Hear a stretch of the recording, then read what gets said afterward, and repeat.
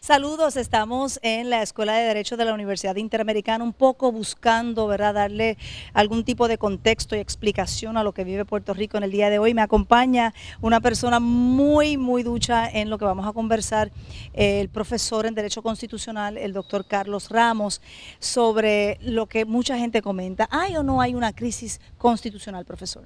Mira, depende de cómo definamos crisis constitucional. La Constitución, en un sentido, está funcionando, es decir, cuando hay problemas con el gobernante, y sin duda hay problemas con la confianza pública del gobernante de turno, y sin duda se va a tener que ir. Bueno, la Constitución tiene dos posibilidades, o él renuncia o se le residencia. Si queremos decir que hay crisis porque todavía tenemos el problema con la gobernación, Porque no hay paciencia en el público. no hay paciencia, o porque no estamos de acuerdo con quiénes serían los sustitutos, conforme establece la ley o la Constitución, o porque hay un problema político interno dentro del partido de gobierno, pues sí, hay una crisis que podríamos decir que lo que esto apunta es que posiblemente ha llegado el tiempo a repensar unas ideas que rechazamos en el 52, cuando aprobamos la Constitución. El recall. El recall, por un lado, o la figura electa del vicegobernador. Que eso se planteó en la constituyente y que en ese momento hubo oposición por varias razones. Una de ellas porque la figura de Muñoz Marín era muy poderosa y no quería otra persona electa, fuerte, ahí al lado. Y la otra, porque qué trabajo iba a tener el vicegobernador mientras el gobernador no estaba, ¿verdad? Que no puede hacer el secretario de Estado. Y por eso en un momento dado se planteó, bueno, pues que sea un secretario, que elijamos al secretario de Estado. Bueno, en ese caso, no solamente el secretario de Estado, el secretario de la Gobernación, que es una figura relativamente nueva en la política puertorriqueña, pero que hace las funciones casi de administrador. Sí, pero el secretario de la Gobernación es un ejecutivo, no es un líder del país. Hermano, no tenemos ni que verle la cara en un sentido. Es el que coordina un poco las agencias. No, es una figura que hay en muchos estados. Se llama Lieutenant Governor, se le dice, el equivalente al secretario de Estado. Y que sea electo. Aquí la clave es que sea electo, conjuntamente con el resto, para cuando votemos, sepamos que estamos votando por dos. El que vamos a elegir y el que podría sustituirlo.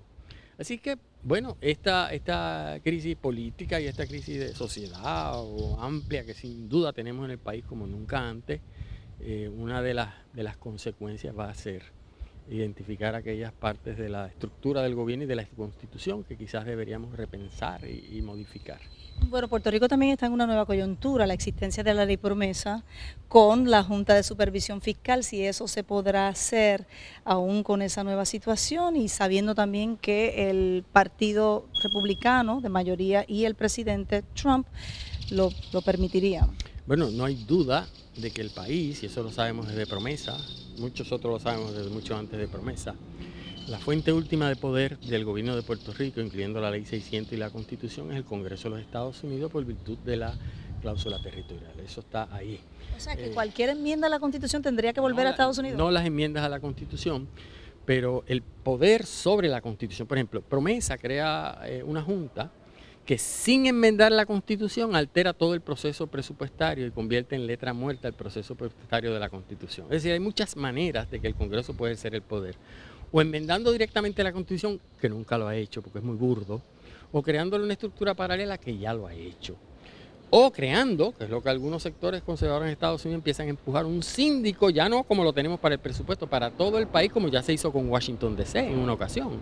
Un síndico que gobierne conjuntamente con el gobernador. Y ya hay informes de que se está presionando, cabildeando en Washington para que eso ocurra. Siempre hay un sector, yo he leído que hay algunos que otros que está empezando a moverse, si se va a dar o no, no lo sabemos. Y además está pendiente la decisión del Tribunal Supremo de los Estados Unidos, que se va a ver ahora, el caso de la Junta y los poderes de la Junta, si es tan amplio como lo que yo te acabo de decir. ¿Y podría influenciarse esa decisión por lo que ocurre y mediáticamente ya se sabe en todo el mundo? Yo no sé si los jueces o jueces del Tribunal Supremo se dejen influenciar por lo que está pasando.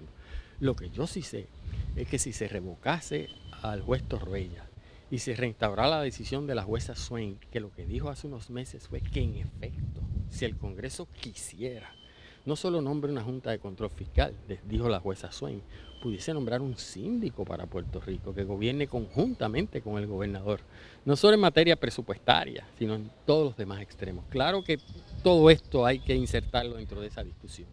O sea que posiblemente tengamos dos gobernadores después de la salida del de Ricardo Rosselló. Yo espero que esa desgracia no ocurra.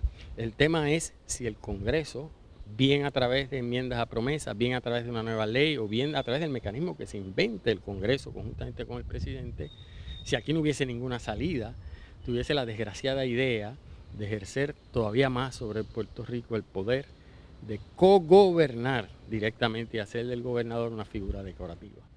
Muchísimas gracias, profesor. Estaremos pendientes al desarrollo y después le consultaremos nuevamente sobre la nueva realidad de Puerto Rico. Esa es la información. Regresamos con ustedes allá al estudio.